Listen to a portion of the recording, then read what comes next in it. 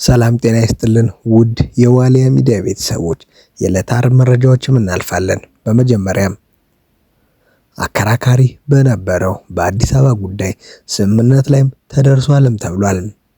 በምን መልኩ እንደሆነም ግን በግልጽ አልተቀመጠም። የሀገራዊ ምክክር ምክትል ኮሚሽነር ሂሩት ገብረስላሴ በሰጡት መግለጫ በ500 ሰዎች የተደራጁት 8ቱ የሥራ ቡድኑ አብዛኞቹ ተግባብተው ቃለ ጉባኤን ፈርመው ያጠናቀቁ መሆኑንም ተናግረዋል። በተለይ ለ250 ሰዎቹ በተደራጀው ስልታዊ ቡድን ከተማዋ የኦሮሚያ መቀመጫ እንድትሆን ሕገ መንግስቱ እውቅና ይስጥ የሚል አዲስ ሐሳብ በኦሮሚያ ተመካካሪዎች ቀርቦ ሌሎች ክልሎች ደግሞ የፌዴራል መቀመጫ ናት፣ የአንድ ክልል ብቻ መቀመጫ አትሆንም ማለታቸውም ሲያከራክር ቆይቷልም ብለዋል። ያሳለፍነው ቅዳሜ በ250 ሰዎቹ በተደራጀው ስልታዊ ቡድኖችም የተመረጡ 30 ሐሳብ አጠናካሪዎች በጉዳዩ ስምምነት ባለመድረሳቸው 500 ሰዎችን ለያዘው የሥራ ቡድንም ሳይቀርብ 500 ጉባኤተኞችም ተበትነው ጉዳይ ለሰኞም ተሻግሮ ነበር። በኋላ 30 አጠናካሪዎች ሰኞ ዕለትም የተጠቃለለ ሪፖርትም ለ500 ጉባኤተኞች መነበቡንም ተሳታፊዎች በወቅቱ ተናግረዋል። አንዱ የዚህ ጉዳይ ተመካካሪ ሪፖርትም መነበቡንና በቃለ ጉባኤ የተካተተውና በስፋት የተነሳው የአዲስ አበባ የሕጋዊነት ጉዳይ መሆኑንም ተገልጿል። በዋናነት ለሶስት አካላትም ተጠሪ መሆን አለባት የሚል ሐሳብ መነሳቱን፣ አንደኛ ለፌዴራል ተጠሪ መሆን አለበት፣ ሁለተኛ በኦሮሚያ አካል ሆኖ ለኦሮሚያ ተጠሪ መሆን አለበት፣ ሶስተኛ ተጠሪነቷ ለፌዴራል ሆኖ ራሷን በራስ ታስተዳድር የሚሉ ሐሳቦች መሆናቸውንም ገልጸዋል። አዲስ አበባ የኦሮሚያ ክልል መንግስት መቀመጫ እንድትሆን በሕገ መንግስቱ መቀመጥ አለበት የሚለው ለ500 ጉባኤተኞቹ በተነበበው ሪፖርት ብዙም ጎልቶ አልወጣም፣ ግን እውቅና ይሰጠው የሚለው ነው ሰፍቶ የመጣው ሲሉም ተናግረዋል። በብዙ ተመካካሪዎች የተባለው አዲስ አበባ የሁሉም ሀብት ፈሶባት የተገነባቸው የሁሉም መቀመጫ ናት፣ በቀጣይ ሁሉም ከተማዬ ናት ብሎ እንዲመጣ ነው መሆኑ ያለበት። ስለዚህም ክልሎች ዋና መቀመጫቸው ነው ብለን በራሳቸው ምክር ቤትም ሊያሳውጁ ይችላሉ የሚል ምክር ሐሳብ ገልጸዋል።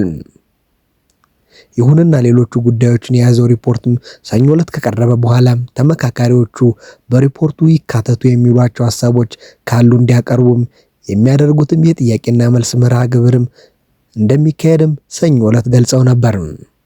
ሌላኛው ተመካካሪ በገለጹት መሰረትም የአዲስ አበባ ሕጋዊ ጉዳይ ማክሰኞና ረቡዕ በከፍተኛ ሁኔታ አከራካሪነት ቀጥሎ ነበር ይላሉ።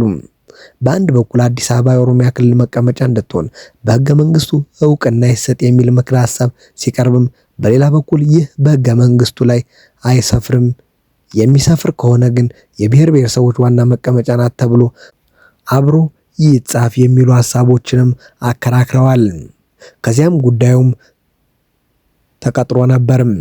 ኮሚሽነር ሂሩትም ዛሬ በሰጡት መግለጫ 500ዎቹ የሥራ ቡድን ተመካካሪዎች በ8 አጀንዳዎች አብዛኞቹ ስምምነት መዳረሳቸውና ቃለ ጉባኤ ፈርመው እያጠናቀቁ መሆኑን ከመግለጽ ውጭ አዲስ አበባ ጉዳይ በምን ስምምነት እንደተደረሰም የተናገሩት ነገር የለም። ተመካካሪዎቹ ጉዳዩን ከስምምነት ተደርሶ ዛሬ ቃለ ጉባኤ ላይ መፈራረማቸውን ገልጻለች። ድሬዳዋና አዲስ አበባ በፌዴራል ተጠሪነት እንዲቀጥሉ መባሉንም አክለዋል። የተወሰኑት እንጂ ያልፈረሙት የፌዴራል ተጠሪ የሆኑት በሚለውም አብዛኞቹ በቃለ ጉባኤ ፈርመዋል። በእርግጠኝነት ይህ የምናገረውም ብለዋል። በከተማው ጉዳይ ምክክሩን በዚህ በላይ መቀጠል አልተቻለም፣ ወደ ጸብ ሊገባ ሆነ፣ በዚህ ቆመ ሲሉም ገልጸዋል። ሌሎቹ ብዙዎቹም ከስምምነት የተደረሱበት ጉዳይ በግልጽ ለመናገር ፈቃደኛ ባይሆኑም ስምምነት ላይ ተደርሷልም በሚሉ ዛሬ በቃለ ጉባኤ መፈረማቸውን ተናግረዋል። አዲስ ፌዴራል ተጠሪ ራሷን በራስ እንድታስተዳድር ማንም ጣልቃ ሳይገባባት ስራዋን እንድትሰራ በሚል ምክረ ሐሳብም ስምምነት ላይ መደረሱን ሲያወሱም አስተውለናል። በተያያዘም ኦሮሚያ ክልል የአዲስ አበባ ልዩ ጥቅም እንዲኖረው በሚል ቀርቦ የነበረው ሐሳብ ልዩ ጥቅም የሚለው ቀርቶ የጋራ ጥቅም እንዲሆንና የጋራ ጥቅም በተፈጥሮ ሀብት አጠቃቀም እንዲሁም መባሉም ተመልክቷል። ይህ ሁሉ በ500 ሰዎቹ በተደራጀው የሥራ ቡድን ታይቶ ስምምነት ላይ በተደረሰበት እንጂ ውሳኔ ላይ ደረሰ ማለት እንዳልሆነ ጉዳዩ በኮሚቴዎቹና በ4000 የምክክር ተሳታፊዎች በይፋ እስከሚነገር ድረስ የሚስተባበሉ ነገሮች ሊኖር እንደሚችሉም ተሰምሮበታል። ወደ ቀጣይ መረጃ ስናልፍም በሶማሊያ የኢትዮጵያ አምባሳደር የሆኑት ሱሌይማን ደደፎ በኤክስ ገጻቸው ባወጡት ጽሑፍም ህወሓትን ከውድቀት ለማዳን በድርድር ስም አዲስ ሩጫ እየተጀመረ መሆኑን በማንሳት መንግስት ከቡድኑ ጋር ምንም አይነት ድርድር እንዳያደርግ አሳስበዋል። ፖለቲከኛው ባጋሩት መልእክትም ህወሓት በሚለኩሰው የጦርነት እሳትም እየተሸነፈና ግብዓተ መሬቱ ሲቃረብ ሁልጊዜም በድርድር ስም እንደሚያመልጥ ገልጸዋል። በዚህም ዳግም በመደራጀትም የኢትዮጵያ ህዝብ ላልተገባ መስዋዕትነት እየከፈለ እንዲኖርም ማድረጉን አስገንዝበዋል።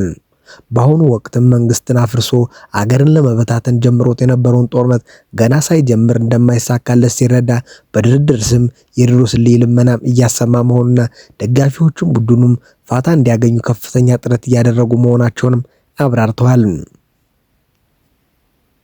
ህወሓት በታሪኩ በድርድር የፈታው ልዩነት ታይቶም እንደማያውቅ ያስታወሱት ሱሌይማን ደደፎ አሁንም ይህንን ቡድን በትኖ መሪዎቹንም ለፍርድ ከማቅረብ በስተቀር ምንም አይነት ድርድር ሊታሰብ እንደማይገባም አጽንኦት ተናግረዋል።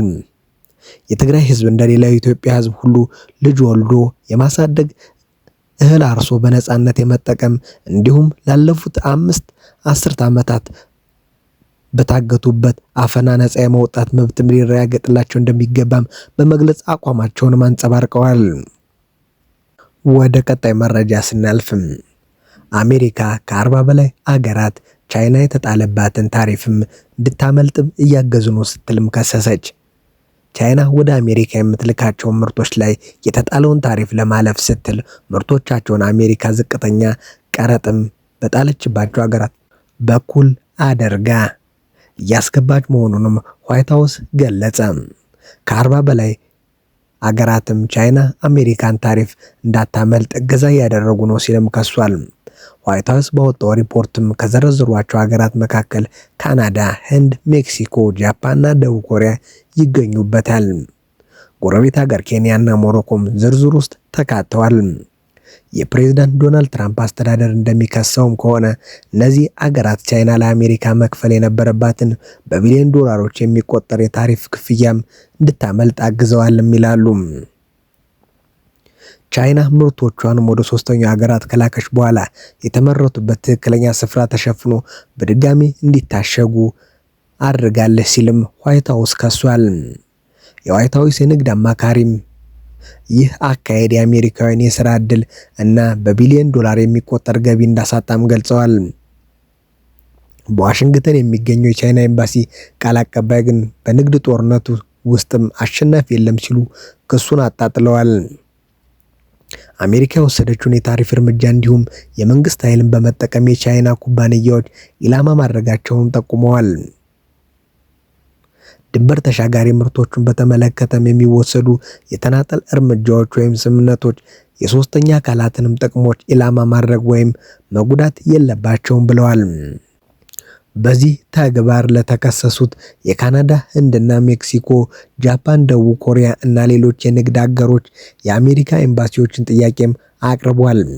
ይህ ሪፖርት ይፋ የሆነውም አሜሪካና ቻይና ተከታታይ የማዕቀብ እርምጃዎችን አንዳቸው በሌላኛው ላይ በጣሉበት ወቅት ነው።